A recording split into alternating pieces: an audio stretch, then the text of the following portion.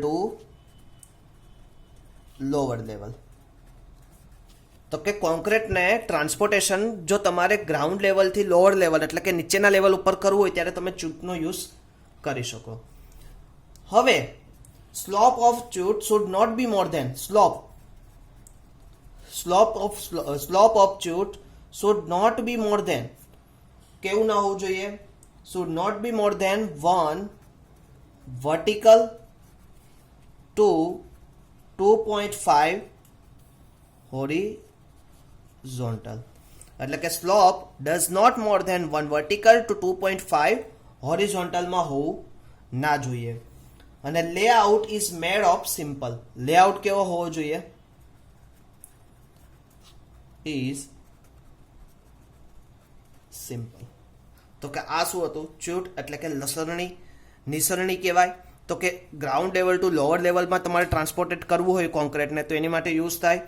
Slope એક 1 part vertical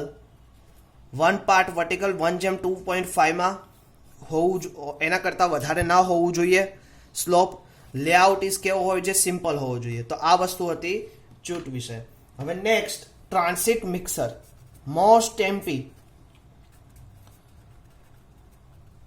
ટ્રાન્સિટ mixture.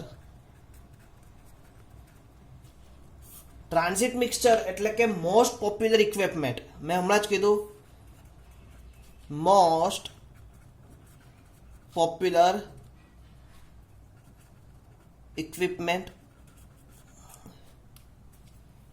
Particularly used in transporting RMC. એટલે કે રેડી મિક્સ કોન્ક્રીટમાં હોય, રેડી મિક્સ કોન્ક્રીટને ટ્રાન્સપોર્ટિંગ કરવામાં સૌથી વધારે યુઝ થતું એવું vehicle transit mixer. The transit mixer is mounted on truck having capacity 4 to 7 meter cube. હવે આ ટ્રક જે છે ટ્રાન્સિટ ટ્રકની કેપેસિટી મેં તો કીધું 4 to 7 મીટર ક્યુબ હોય. Mixer rotate speed. હવે જે તમને પાછળની સાઈડ શું કરશે? રોટેટ કરશે કન્ટિન્યુઅસલી. તો કે જે રોટેશન સ્પીડ છે મિક્સરને rotate speed 2 to 6 revolution per minute. એટલે કેટલું આવશે? તો કે mixture of rotate speed 2 to 6 revolution per minute આવશે. તો કે આ હતું transit mixing. Next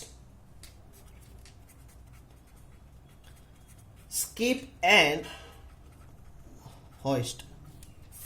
skip and hoist એટલે તમને બધાને ખબર છે એક જગ્યાએથી તમે શું કરો છો? સ્કીપ કરો છો અને બીજી જગ્યાએથી એને શું કરો છો? હેલ્ડ કરો છો.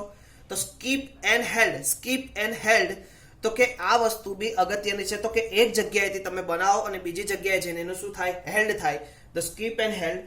This method adopted for transporting of concrete vertically up for construction of multi storey building. એટલે ક્યાં યુઝ થશે? વર્ટિકલી એટલે કે ઉપરની જગ્યાએ તમારે કોઈ બી કન્સ્ટ્રક્શન કરવું હોય તો એવી જગ્યાએ એટલે કે મોસ્ટલી ક્યાં યુઝ થશે?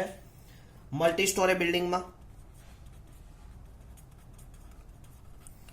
મલ્ટી સ્ટોરી કન્સ્ટ્રક્શનમાં યુઝ થશે. Clear? Mixture directly feed the skip. Mixture directly feed the skip.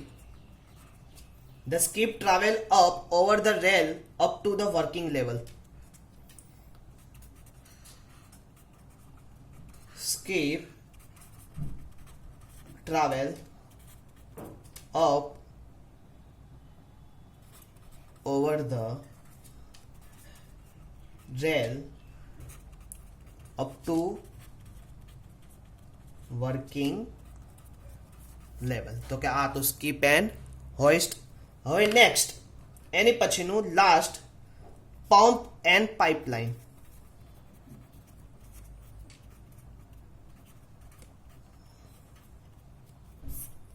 તો કે પંપ એન્ડ પાઇપલાઇનમાં તો કે પમ્પિંગ અને પાઇપલાઇન દ્વારા પંપ મૂકવો પડશે. ઘણી વખત બુર્જ ખલીફા જેવું હાઈ રાઇઝ બિલ્ડિંગ છે તો હાઈ રાઇઝ બિલ્ડિંગ ઉપર કોન્ક્રીટને પહોંચાડવા માટે તમારે શું કરવું પડશે?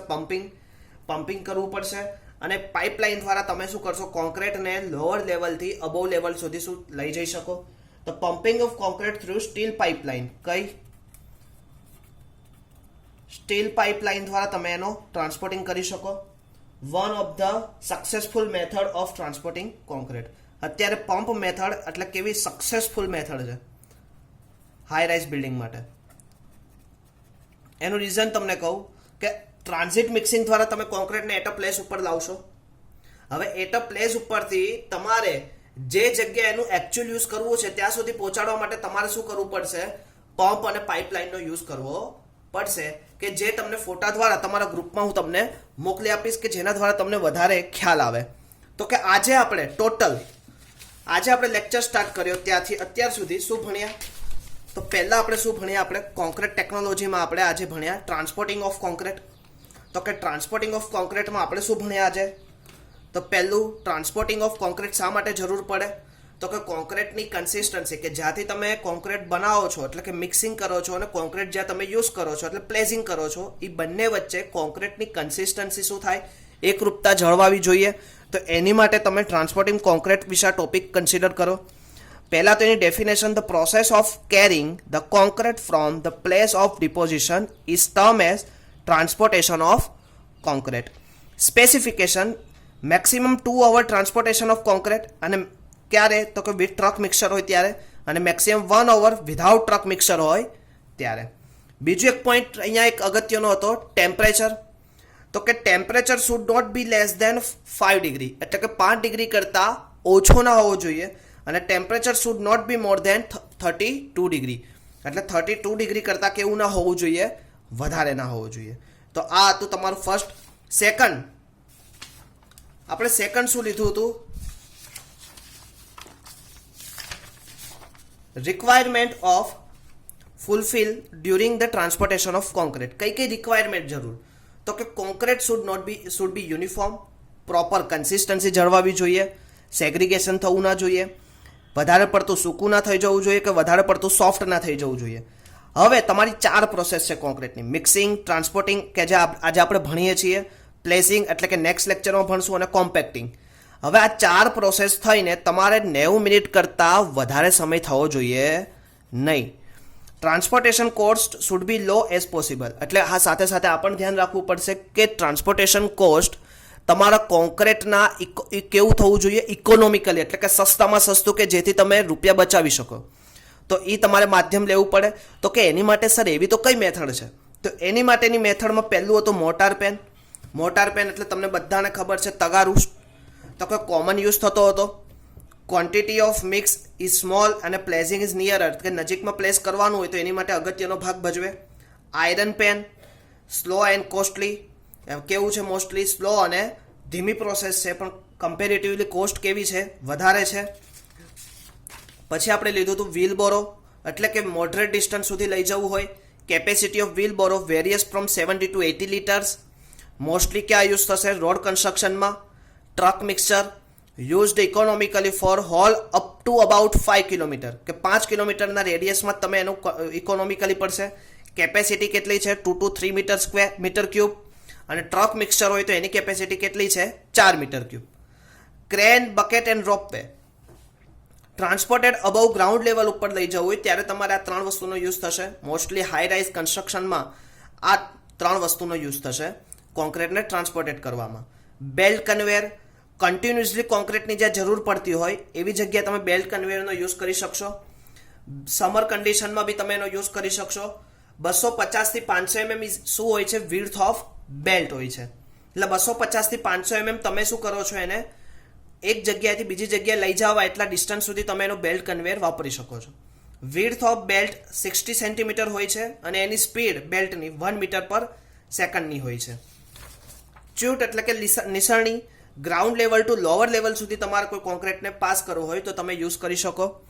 સ્લોપ કેટલો હોય છે? Greater than 1 vertical 2.5 horizontal. Layout કેવું હોય છે? Simple. Transit mixer most popular equipment છે. રેડીમિક્સ કોન્ક્રીટમાં આનો યુઝ થાય છે. ટ્રક કેપેસિટી કેટલી હોય છે? 4 to 7 metre cube. Rotation speed કેટલી છે? 2 to 6 revolution per minute. Skip and hoist. Skip એટલે કે એક જગ્યાએથી તમે છોડો અને બીજી જગ્યાએ પકડે, તો skip and હોઇસ્ટ vertically multi-story construction, mixture directly feed the skip. The skip travel up over the rail up to working level. Pump અને પાઇપ સક્સેસફુલ મેથડ અત્યારે તમે જોઈ શકો છો બધી જગ્યાએ. આરએમસીમાંથી જે કોન્ક્રીટ આવે એને તમારે એટ અ પ્લેસ ઉપર લેવું હોય તો તમારે પંપ અને પાઇપિંગનો યુઝ કરવો જ પડે. મોસ્ટલી આ કઈ પાઇપ હોય? સ્ટીલ પાઇપ હોય. તો આ સાથે આપણે આજે ટોટલ કેટલાય મેથડ વિશે અભ્યાસ કર્યો? તો કે મોર્ટાર પેન વિશે અભ્યાસ કર્યો આપણે, પછી વ્હીલ બોરો વિશે, ટ્રક મિક્સચર વિશે, ક્રેન બકેટ રોપવે વિશે, બેલ્ટ કન્વેયર વિશે, ચ્યુટ વિશે, ટ્રાન્ઝિટ મિક્સચર, સ્કીપ એન્ડ હોઇસ્ટ અને પમ્પિંગ એન્ડ પાઇપલાઇન. તો કે આ દ્વારા તમને ટ્રાન્સપોર્ટિંગ ઓફ કોન્ક્રીટ દ્વારા મેક્સિમમ કઈ મેથડ તમે યુઝ કરી શકો તો એનો વિશે તમને ખ્યાલ આવ્યો હશે. તો નેક્સ્ટ લેક્ચરમાં આપણે ફરીથી મળશું. ત્યારે હવે આપણે પ્લેસિંગ ઓફ કોન્ક્રીટ વિશે ચર્ચા કરશું. ત્યાં સુધી સૌ મિત્રોને થેન્ક યુ.